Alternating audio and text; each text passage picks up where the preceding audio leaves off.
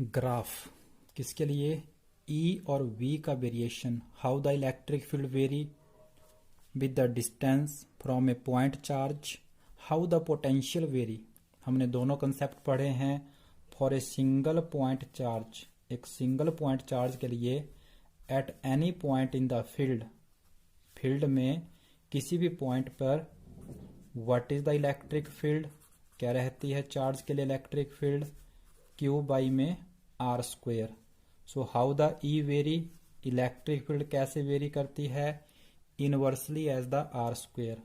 How the V vary, इसी charge के लिए इसी पॉइंट पर, जो हम इस चैप्टर में डिस्कस कर रहे हैं सेकंड चैप्टर में, हाउ द पोटेंशियल वेरी, तो what is the formula for the electric potential for a charge, किसी चार्ज के लिए किसी पॉइंट पे इलेक्ट्रिक पोटेंशियल का फॉर्मूला ये है। So how the potential vary inversely as the r, और फील्ड कैसे वेरी करती है?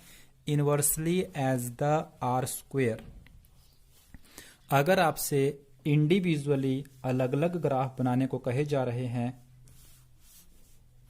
ई का ग्राफ आर के साथ एंड वी का वेरिएशन विद आर के साथ फॉर ए पॉइंट चार्ज, अगर आपको ये कहा जा रहा है, फिर तो आप सिंपल इसी वे में दिखा देंगे दोनों ग्राफ, सीधे टच नहीं करने हैं। क्यों? क्योंकि जब आर 0 है तो वी या ई कितना जाएगा? इन्फिनिटी। क्योंकि आर की जगह पे 0 रखोगे तो वी या ई की वैल्यू इन्फिनिटी होगी। इसलिए ग्राफ जो हैं इस एक्सिस के पैरेलल हैं। जो ग्राफ की लाइन है इन एक्सिस के पैरेलल रखी गई है आपके लिए। सिमिलरली ई और वी 0 कब होंगे? जब आर इनफाइनाइट होगा। तो इनफाइनाइट मीन्स बहुत दूर। तो यहां भी ग्राफ का जो पोर्शन है वो स्ट्रेट है। ये तो हो गई इंडिविजुअल बात, राइट। एक ही ग्राफ पे दोनों का वेरिएशन दिखाना है, ई का भी वेरिएशन और वी का भी वेरिएशन विद द डिस्टेंस। तो ग्राफ की शेप तो दोनों की एक जैसी है, but what is the difference? तो चलिए पहले ई का ग्राफ बनाते हैं। So let this is the graph of E. ये आपका ई का वेरिएशन है आर के साथ। वी का ग्राफ बनाऊंगा तो वो भी ऐसा ही बनेगा, but what is the difference and what is the similarity? हम आर पुट करते जा रहे थे when r is less than 1, जब जो डिस्टेंस है वो 1 से कम है। 0.1, 0.2, 0.3, 0.4। आप यहां भी पॉइंट, जैसे 0.5 रख लिया, 0.5 यहां भी रखिए, 0.5 यहां भी रखिए, यहां 0.5 का स्क्वायर हो जाएगा, राइट। और यहां पर 0.5 का स्क्वायर 0.25 और यहां पे 0.5 ही रहेगा। तो यहां वैल्यू बनेगी 0.25, यहां वैल्यू बनेगी 0.5। अब दोनों में आप देख सकते हैं, अगर मैं यहां पे 0.5 पुट करता हूं तो यहां 0.5 का स्क्वायर मीन्स 0.25 पे ई की वैल्यू, और वही 0.5 पे वी की वैल्यू। तो 0.5 बड़ा है, 0.25 वैल्यू छोटी हो जाएगी। छोटी हो जाएगी तो ई की कीमत ज्यादा होगी। So for the less than 1, अगर पॉइंट का डिस्टेंस 1 से कम है तो हम क्या देख रहे हैं? ई की वैल्यू ज्यादा होगी, वी की वैल्यू कम होगी। तो वी का जो ग्राफ है वो नीचे दिखाया गया है।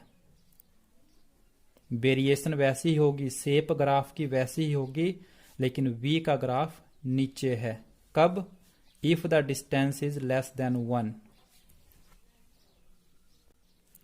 When the distance is equal to 1, जब डिस्टेंस 1 हो जाएगा, point is at a distance of 1 metre, तो आर पे यहां भी 1 रखूंगा, इस फॉर्मूले में भी 1 रखूंगा, 1 का स्क्वायर भी 1 आएगा, यहां भी 1 आएगा, मीन्स दोनों वैल्यू सेम होंगी। तो आप देख सकते हैं अपनी बुक में आर इक्वल टू 1 पे दोनों ग्राफ इकट्ठे कर रखे हैं, कट कर रहे हैं एक दूसरे को। It means r equal to 1 के कॉरस्पॉन्डिंग दोनों की वैल्यू सेम है।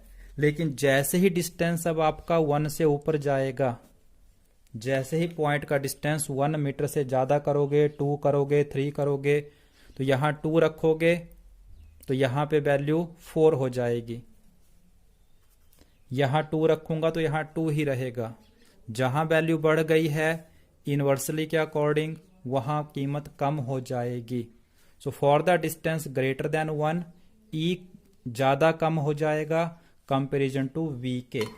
तो 1 से आगे वी का ग्राफ ऊपर है और ई का ग्राफ नीचे है।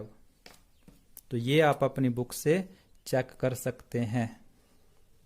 और 1 पे दोनों वैल्यूज इक्वल होंगी। वही वैल्यू चार्ज के लिए ई की है और वही वैल्यू वी की है। But for the distance less than 1 ई का ग्राफ ऊपर है, वी का नीचे है। For the distance greater than 1 वो आप यहां रख के चेक कर सकते हैं। तो वी ऊपर है अब